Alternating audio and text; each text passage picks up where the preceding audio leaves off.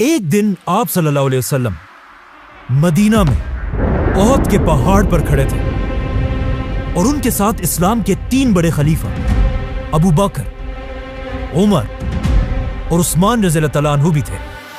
لیکن اچانک ایک زلزلہ آیا اور احد کا پہاڑ ہلنے لگا اور آپ صلی اللہ علیہ وسلم نے کہا، اے احد کے پہاڑ رک جا، تیرے اوپر ایک نبی، ایک صدیق اور 2 شہید کھڑے ہیں۔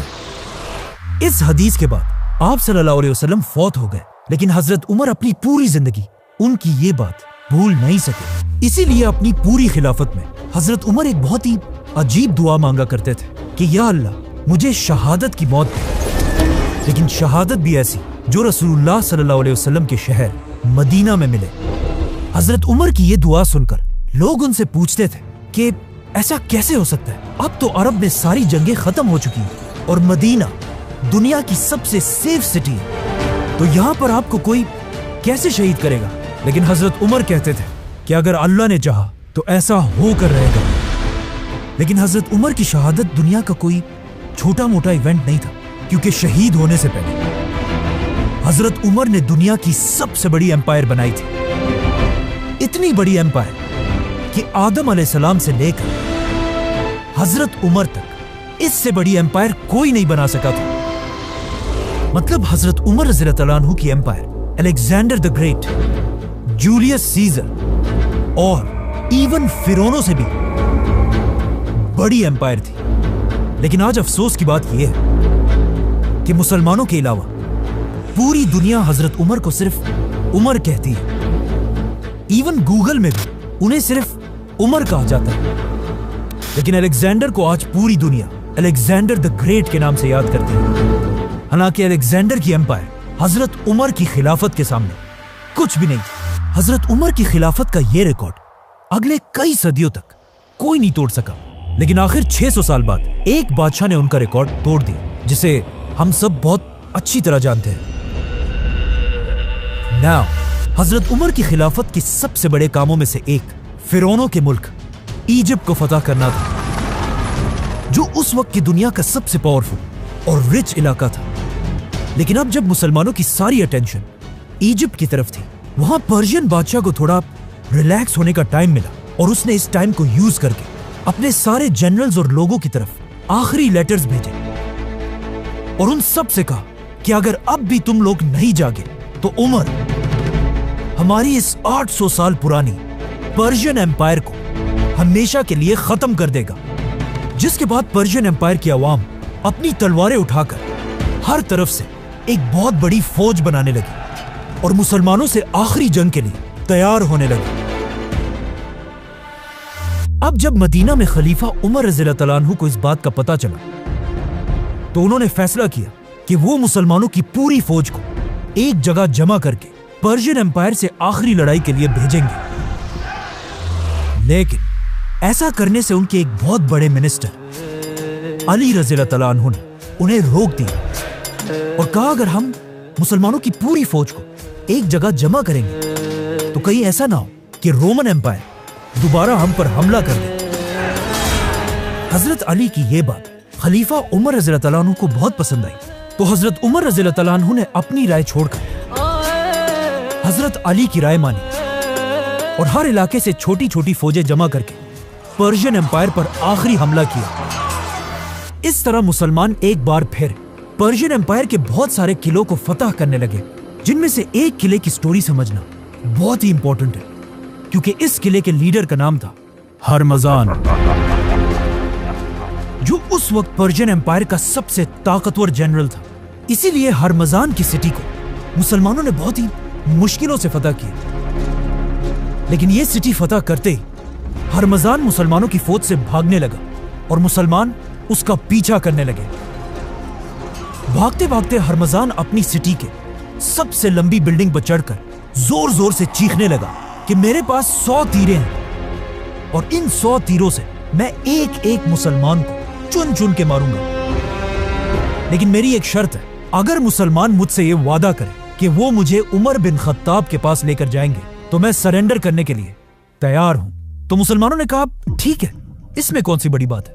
تو انہوں نے ہرمزان کو پکڑا اور اسے سیدھا مدینہ میں خلیفہ کی طرف روانہ کیا۔ ہرمزان پہلی بار مدینہ میں داخل ہوا اور اس کا خیال تھا کہ خلیفہ عمر کا ایک بہت بڑا محل ہوگا اور باقی بادشاہوں کی طرح ایک بہت بڑے دربار میں بیٹھے ہوں گے، لیکن وہ یہ دیکھ کر حیران رہ گیا کہ دنیا کا اتنا بڑا بادشاہ ایک سادہ سی بلڈنگ میں زمین پر آرام فرما رہے تھے۔ کہا جاتا ہے یہ دیکھ کر ہرمزان نے پوچھا بھی کہ خلیفہ کے گارڈز کدھر ہیں؟ تو اسے بتایا گیا کہ خلیفہ عمر کو ان چیزوں کی ضرورت نہیں ہوتی۔ لوگوں نے حضرت عمر رضی اللہ تعالیٰ عنہ کو اٹھایا اور انہیں کہا کہ یہ پرشین امپائر کا بہت بڑا جنرل آپ سے ملنے آیا ہے، لیکن حضرت عمر نے کہا کہ میں تب تک اس سے بات نہیں کروں گا جب تک اس نے یہ بادشاہوں والے کپڑے پہنے۔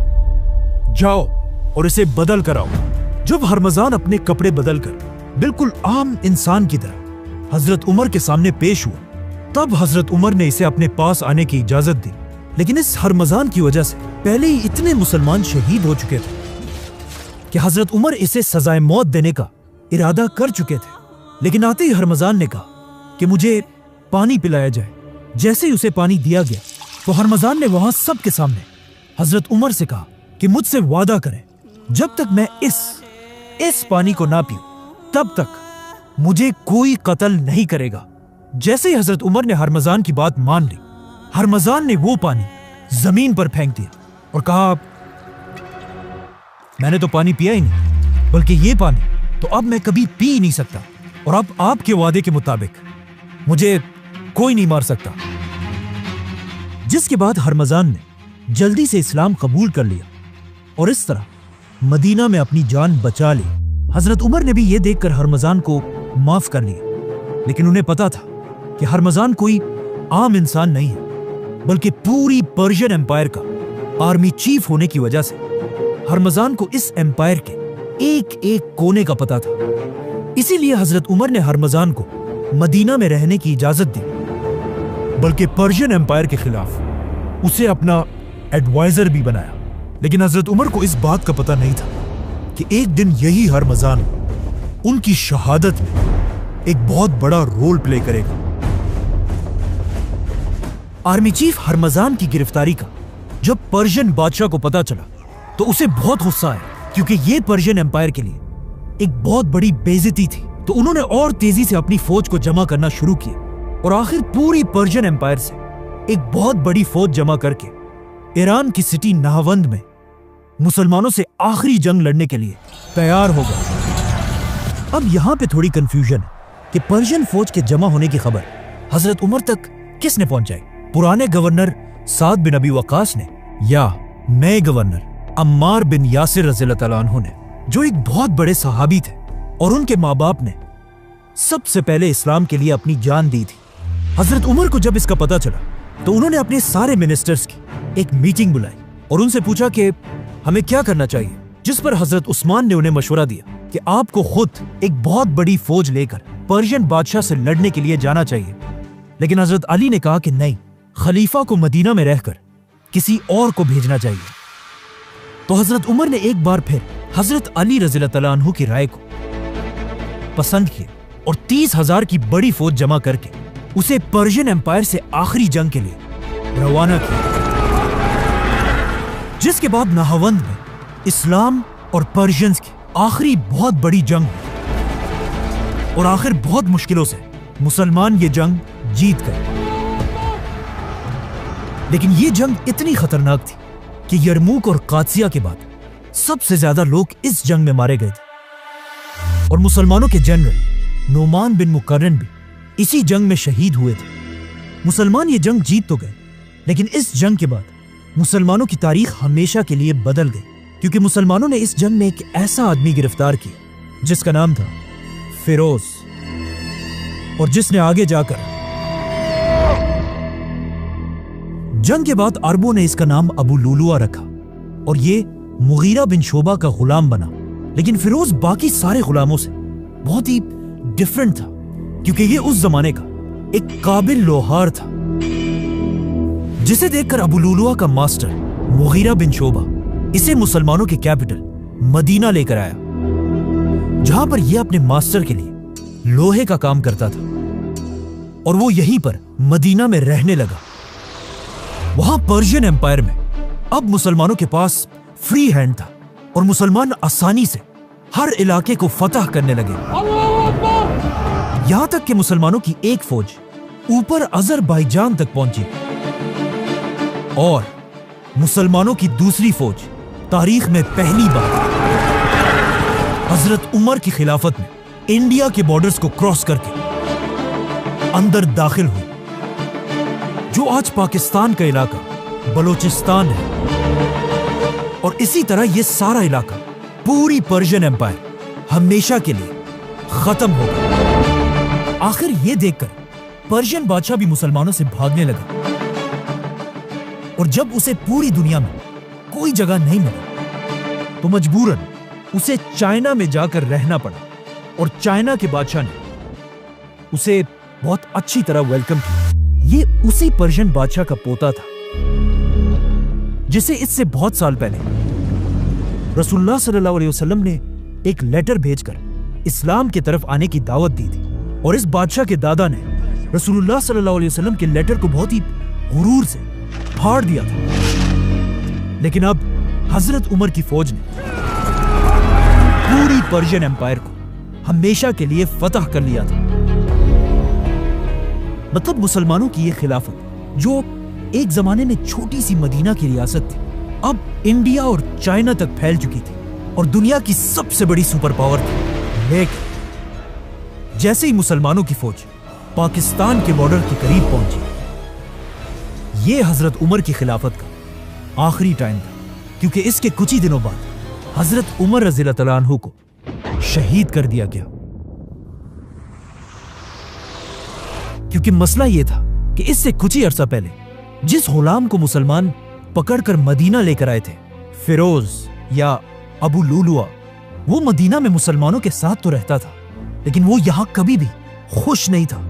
कहा जाता है कि जब भी वो मदीना में अपने इलाके के बच्चों को देखता था तो कहता था कि इन अरबों की वजह से आज हम तबाह हो चुके हैं। इसके अलावा वो बार बार कहता था कि काश इन अरबों की गुलामी देखने से पहले मैं नहावंद की जंग में ही मर जाता। मतलब फिरोज के दिल में मुसलमानों की इतनी नफरत थी, और इसी नफरत के साथ एक दिन फिरोज खलीफा उमर रज़ियल्लाहु तआला अन्हु के पास गया और उनसे कहा कि मेरा मास्टर मुगीरा मुझ पर बहुत जुल्म करता है। मतलब मुझे हर दिन अपनी कमाई से उसे 2 दरहम देने पड़ते हैं। 2 दरहम।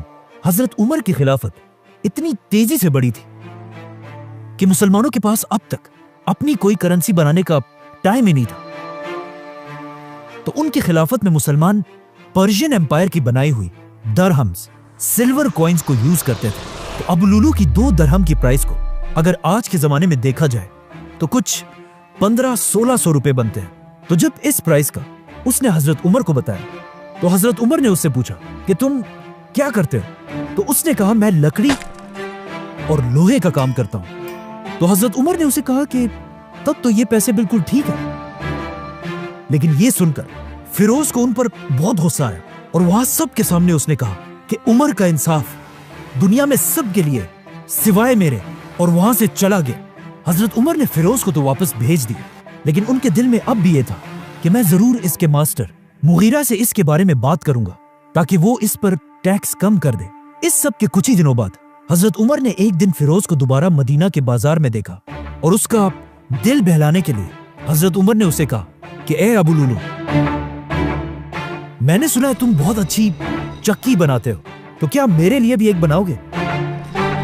लेकिन फिरोज के दिल में अब भी हजरत उमर के लिए वही गुस्सा था। तो उसने हजरत उमर से कहा कि क्यों नहीं, मैं आपके लिए एक ऐसी चक्की बनाऊंगा जिसे आज के बाद पूरी दुनिया याद रखेगी। अब ये बात उसने एक ऐसे अंदाज में कही थी कि उससे हजरत उमर को समझ आ गई कि फिरोज उसे धमकी दे रहा है। और यही बात उन्होंने बाकी सहाबा को भी बताई कि इस आदमी ने मुझे धमकी दी है। लेकिन इस्लाम का कानून यह है कि कोई भी किसी भी दूसरे शख्स को सिर्फ शक की वजह से गिरफ्तार नहीं कर सकता, चाहे वो कोई बादशाह ही क्यों ना हो। इसीलिए इस धमकी के बाद भी हजरत उमर ने फिरोज को जाने दिया। मतलब हजरत उमर पूरी एम्पायर का खलीफा होने के बाद भी अपने आप को कानून से ऊपर नहीं समझते थे। इस धमकी के बाद फिरोज यहां से चला तो गया, लेकिन उसने अपने दिल में यह फैसला कर लिया था कि अब वो हजरत उमर को जिंदा नहीं छोड़ेगा। तो सबसे पहले फिरोज ने जाकर एक बहुत ही खतरनाक और यूनिक खंजर डैगर बनाना शुरू किया। यह एक ऐसा डैगर था जिसे सेंटर से पकड़ा जाता था और उसकी दोनों साइड्स पर बहुत ही शार्प ब्लेड्स थी। और सिर्फ यही नहीं, बल्कि इस खंजर के तैयार होते ही फिरोज ने एक बहुत ही डेडली जहर बनाना शुरू किया। उस जमाने के पर्शिया में लोग जिस जहर को यूज किया करते थे वो ज्यादातर इस हेमलॉक के पौधे से बनाया जाता था, जो दिखने में तो बहुत खूबसूरत है, लेकिन इसके छोटे से जर्रे से भी इंसान अंदर से बिल्कुल जल जाता है। इसीलिए यह पौधा उस जमाने के असैसिन्स का फेवरेट पॉइजन था और कहा जाता है कि इससे बहुत साल पहले एक ग्रेट फिलोसोफर सोक्रेटिस, सुकरात को भी इसी जहर से मारा गया था। फिरोज ने अपने इस यूनिक खंजर को सारी रात इस जहर के अंदर रखा और फिर अगले ही दिन फजर की नमाज से पहले जाकर मस्जिद नबवी के एक कोने में छुप गया और खलीफा उमर रज़ियल्लाहु तआला अन्हु का इंतजार करने लगा। तो अब जैसे ही हजरत उमर ने अगले दिन फजर की अजान सुनी तो वो उठे और मस्जिद में अपनी आखिरी नमाज पढ़ने के लिए रवाना हुए। हजरत उमर के पहुंचने से पहले ही मुसलमान मस्जिद में नमाज के लिए सफों में खड़े हो चुके थे, लेकिन फिर भी हजरत उमर एक एक सफ को क्रॉस करते हुए उन्हें हुक्म दे रहे थे, मुसलमानों, अपनी सफों को सीधा करो। इस वक्त अपनी शहादत से कुछ ही देर पहले हजरत उमर की खिलाफत वेस्ट में अल्जीरिया से लेकर ईस्ट में इंडिया तक फैली हुई थी। मतलब अगर आज की दुनिया के 25 या 30 कंट्रीज को मिला लिया जाए तब जाकर वो अकेले हजरत उमर की खिलाफत बनती है। लेकिन यहां पे ये समझना लाजमी है कि इस सब के बारे में आप सल्लल्लाहु अलैहि वसल्लम पहले ही बता चुके थे। हजरत उमर की शहादत से सिर्फ 25 साल पहले, जब मक्का में आप सल्लल्लाहु अलैहि वसल्लम के थोड़े ही फॉलोअर्स थे और लोग उन पर बहुत जुल्म किया करते थे, तो इन सख्त हालात में भी आप सल्लल्लाहु अलैहि वसल्लम सबसे कहते रहते थे कि एक दिन यही मुसलमान दुनिया की दोनों सुपर पावर्स रोमन और पर्शियन एम्पायर को फतह करेंगे। और यह सुनकर मक्का के लोग हमेशा उनका बहुत मजाक उड़ाया करते थे और कहते थे कि मुसलमान हमसे अपने आप को नहीं बचा सकते, तो ये लोग सुपर पावर से क्या लड़ेंगे। लेकिन आज सिर्फ कुछ ही साल बाद हजरत उमर ने अपनी खिलाफत में रसूलुल्लाह सल्लल्लाहु अलैहि वसल्लम की इन बातों को पूरा कर दिया था, क्योंकि आज मुसलमान दुनिया के सबसे बड़े सुपर पावर थे और हजरत उमर दुनिया के सबसे ताकतवर बादशाह।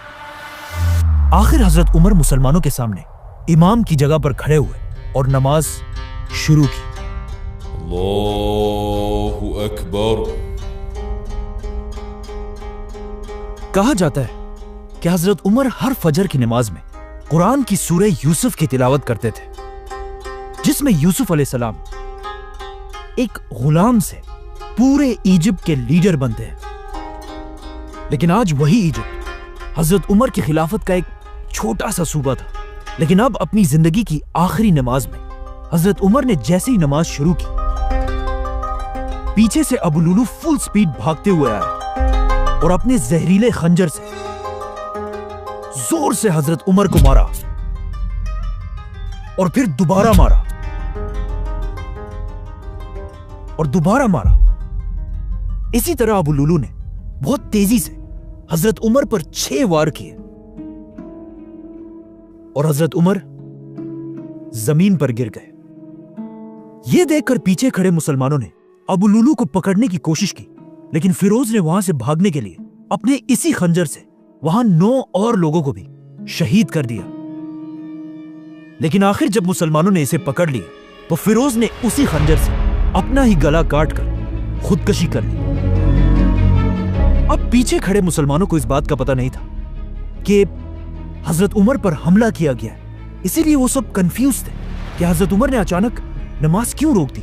ये देखकर अब्दुर्रहमान बिन औफ आगे बढ़े और हजरत उमर की बाकी नमाज को पूरा किया। इसके कुछ ही देर बाद हजरत उमर ने होश में आकर पूछा, کہ ابن عباس مجھے مارنے والا کون تھا تو انہیں بتایا گیا کہ مغیرہ بن شعبہ کا وہی غلام فیروز۔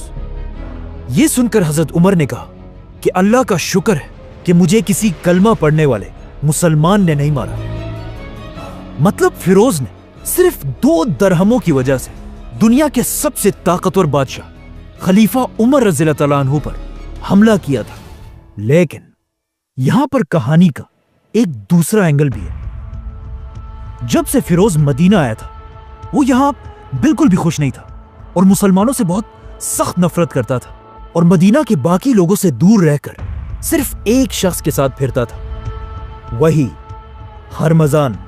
اور کہا جاتا ہے کہ جس خنجر سے حضرت عمر کو مارا گیا تھا وہی خنجر لوگوں نے اس سے صرف ایک ہی دن پہلے ہرمزان کے پاس دیکھا تھا، جس کی وجہ سے بہت ہسٹورینز کہتے ہیں کہ فیروز کا یہ حملہ اکیلا نہیں بلکہ پرشین امپائر کی ایک سوچی سمجھی سازش تھی، اور یہ سازش مدینہ میں بیٹھے پرشین امپائر کے پرانے جنرل ہرمزان نے بنائی تھی۔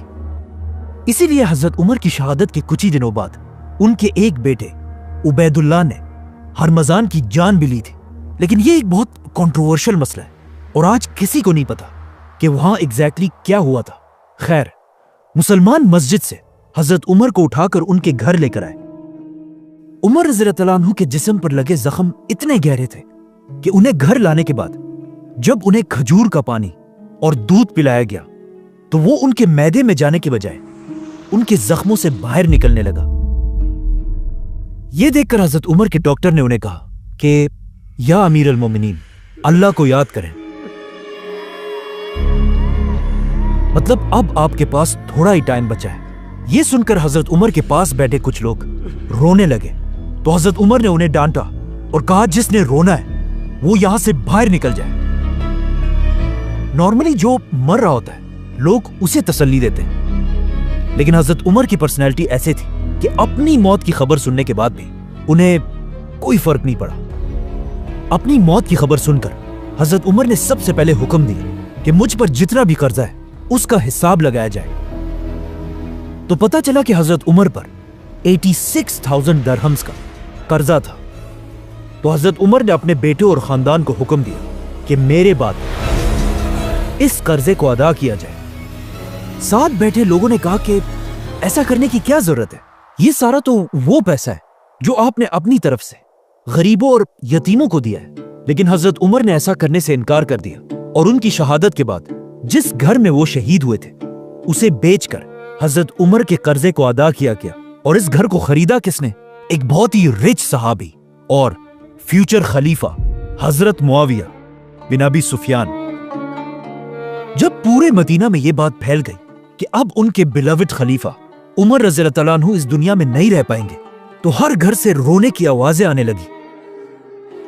یہاں تک کہ ایک صحابی نے کہا کہ حضرت عمر کی شہادت کے دن مدینہ کے لوگ ایسے رو رہے تھے جیسے ہر گھر میں ان کا اکلوتا بیٹا مرا ہو، کیونکہ حضرت عمر نے اپنی حکومت ایک بادشاہ کی طرح نہیں بلکہ ایک باپ کی طرح کی تھی۔ اب جب حضرت عمر اپنے بستر پر اپنی زندگی کی آخری سانسیں لے رہے تھے تو انہوں نے اپنے بیٹے عبداللہ بن عمر کو بلایا اور اسے اپنی زندگی کی آخری خواہش بتائی کہ جا کر رسول اللہ صلی اللہ علیہ وسلم کی بیوی حضرت عائشہ رضی اللہ تعالیٰ عنہا سے پوچھو کہ عمر اپنے 2 ساتھیوں کے ساتھ دفن ہونا چاہتا ہے، لیکن یاد رکھنا کہ عمر ہی کہنا، امیر المومنین مت کہنا۔ عمر رضی اللہ تعالیٰ عنہ نے یہ اس لیے کیا کہ کہیں حضرت عائشہ اسے خلیفہ کا ایک آرڈر سمجھ کر مجبوراً مان نہ لے۔ یہ سن کر حضرت عائشہ نے کہا کہ یہ جگہ میں ہمیشہ اپنے لیے رکھنا چاہتی تھی، کیونکہ یہاں انہی کے کمرے میں ایک طرف ان کے شوہر آپ صلی اللہ علیہ وسلم اور دوسری طرف ان کے والد ابو بکر رضی اللہ تعالیٰ عنہ تھے۔ لیکن حضرت عائشہ نے کہا کہ آج کے دن میں اپنے آپ سے بھی زیادہ آج عمر کو اس جگہ کا حقدار سمجھتی ہوں۔ حضرت عمر کو جب اس بات کا پتہ چلا تو وہ بہت خوش ہوئے اور کہا یہی میری آخری خواہش تھی، اور ساتھ ہی حکم دیا کہ میرے مرنے کے بعد ایک بار دوبارہ حضرت عائشہ سے ضرور پوچھ لینا۔ اب عرب میں ایک رواج تھا کہ جب بھی کوئی بہت بڑا آدمی مرتا تھا اس کے لیے ایک بہت ہی مہنگا کفن بنایا جاتا تھا اور اس کفن پر ہر طرح کے پرفیومز لگائے جاتے تھے۔ لیکن حضرت عمر نے اپنے بیٹے کو سختی سے کہا کہ میرے مرنے کے بعد میرے لیے صرف ایک عام سا کفن لینا اور اس پر کسی قسم کا پرفیوم نہیں لگانا. اور پھر اپنے آخری ٹائم پر حضرت عمر نے اپنے بیٹے سے کہا کہ میرا سر اب تکیے سے ہٹا کر زمین پر رکھ دو, ہو سکتا ہے اللہ کو مجھ پر رحم آ جائے. اور اس طرح 10 سال اور 6 مہینے تک مسلمانوں کے خلیفہ رہنے کے بعد حضرت عمر اس دنیا سے چلے گئے. اور اس طرح اسلام کے دوسرے خلیفہ کو رسول اللہ صلی اللہ علیہ وسلم اور ابو بکر رضی اللہ تعالیٰ عنہ کے پاس مدینہ میں دفنا دیا گیا. لیکن اپنی وفات سے پہلے حضرت عمر نے نیکسٹ خلیفہ کے لیے 6 لوگوں کو نامینیٹ کیا تھا اور حکم دیا تھا کہ میرے مرتے ہی ان 6 لوگوں کو ایک گھر میں بند کر دیا جائے اور صرف 3 دنوں کے اندر اسلام کے نیکسٹ خلیفہ کا اعلان کریں. سبسکرائب.